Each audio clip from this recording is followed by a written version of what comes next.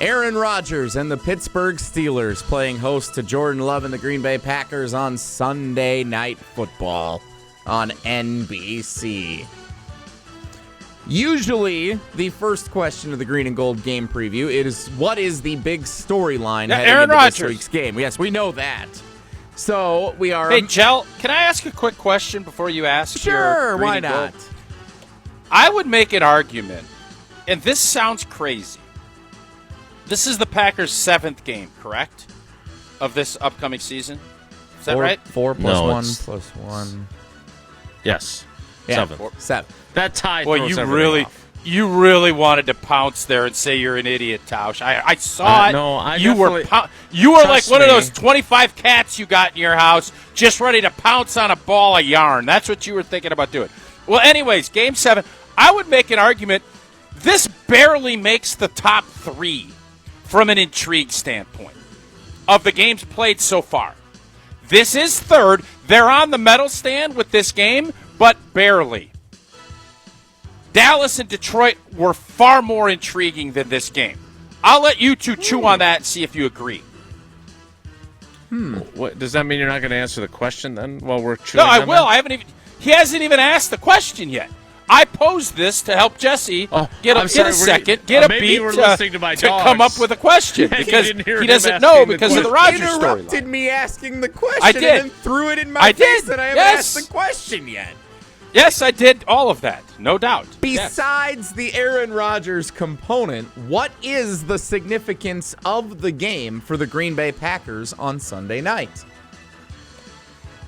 Okay. I mean, another road game, another opportunity to show against a team that's leading in their division that the Packers are a good road football team.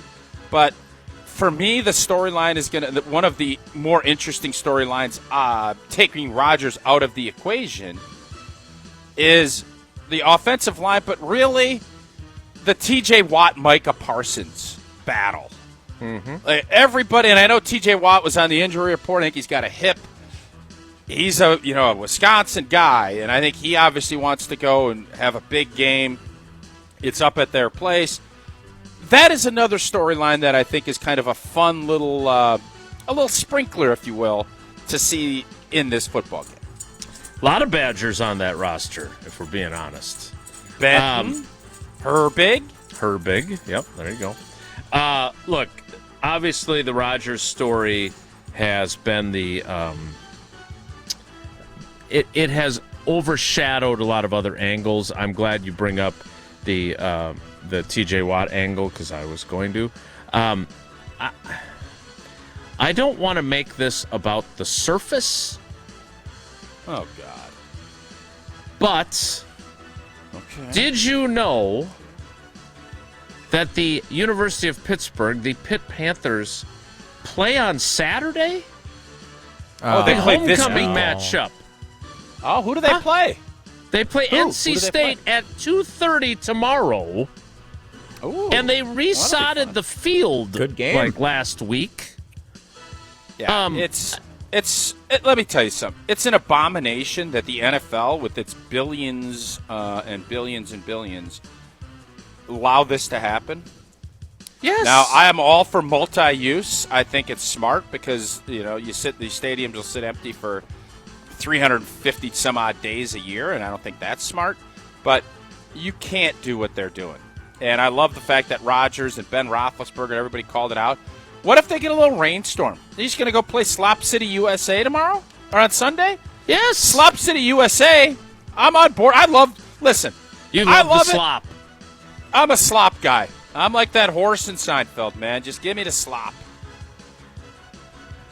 In all seriousness, I do bring this up not because it is the most important storyline by any means, but I do think it's an important issue that we're talking about it. And they're apparently, look, I don't know this for certain, but based on the way they have Christian Watson talking and the way Steno talked about him, about snap count and whatever else, they're bringing back their unicorn on this surface. So, again, do I worry too much? Sure. Yes. Is this? Yes. Are they going to figure out a way to play the game Yes. But I've also been at a game in Charlotte, North Carolina, where in 2001 they had resodded and done so poorly that guys would push off. That was also the donut gate when I ate all those donuts. Guys would push off to run, and the entire rectangle of turf would go flying. And if I recall correctly, we never should have played that game. Antoine Edwards tore his ACL in that game. He did. There was a literal, if you remember Pretty Woman, where they did the polo match, and I thought that's where Julia Roberts looked at her best. I love that Beware polo of deal. I thought it was great. Steaming divot. You had to go out and stomp divots. They did that at halftime of that game. Yeah. And literally, you'd take a pass set, and you would pull up 6 inches of sod. And you're playing through craters. It was literally like Batman, the movie, when Heinz Ward is returning the kick. Now, not to that degree, but that's what it felt like that day. Acrisure Stadium. The turf's not much worse than it is in that film. Look. What a lovely, lovely voice. Next. Next up in our Green and Gold game preview, other than Jordan Love and Micah Parsons, who are always exempt from this question, which Packers player will most impact the amount of success Green Bay has on Sunday night, Tausch? Now, I think this is going to be another Tucker Kraft game. Christian Watson is going to play, if he does, which we all think he will. I think he will. I don't know what Jason thinks. And Pittsburgh will have to, do a little bit of accommodating for that. They got Dobbs, and Tucker Kraft showed, hey, get me the ball, good things are going to happen. Yep. 10 targets last week. I don't know if he'll get there, but you got Freiermuth on their side. You got Tucker Kraft on this side. You got a potential slop fest. Tight ends do well in slop. I think Tucker Kraft is going to be, he is our guy. He is our bell cow. And I think you find a way to get him the football. I think he is going to be the difference maker in this game. Again, a very good point. It'll be the second straight week of a pretty interesting tight end matchup, even though they don't go head-to-head, just like Jordan Love and Aaron Rodgers won't. Look, I spent some time with Josh Jacobs yesterday, and it was really interesting to listen to him talk about how he did not feel the calf at all during the game. He could have played even more than he did.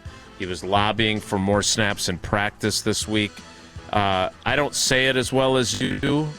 He's a dog, and he is the engine that makes that offense go. Tucker Kraft is a vital piece, don't get me wrong. Jordan Love is a vital piece, don't get me wrong. But this is Josh Jacobs' offense, and the guy's had 2 touchdown runs in each of the last 3 games. Especially in those gotta-have-it situations, he's big time. And so I'm going to stick with him as the most important. Next. Last up in our Green and Gold game preview, the Packers beat the Steelers, who happen to have Aaron Rodgers as their quarterback. If blank.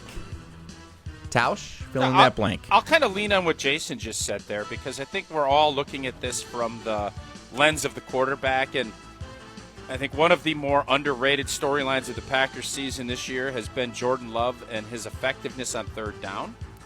I think that's something he has been, he's made a lot of plays with his feet, but this is going to be a who runs it better game. Pittsburgh, who has struggled to run the football, has gotten better. They're, I think, putting more into it. And I think with an older quarterback like Rodgers, I think that's critical.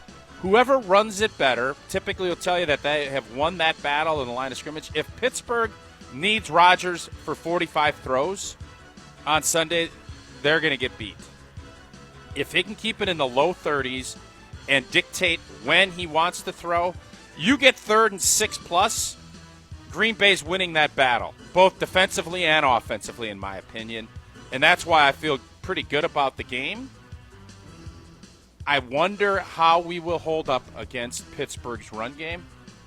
And if they can, I think this is going to be a nice afternoon or nice evening in Steel City. Yeah, I'm very curious on the other side of their defense what kind of uncomfortability they can create for the 41, soon-to-be 42-year-old quarterback.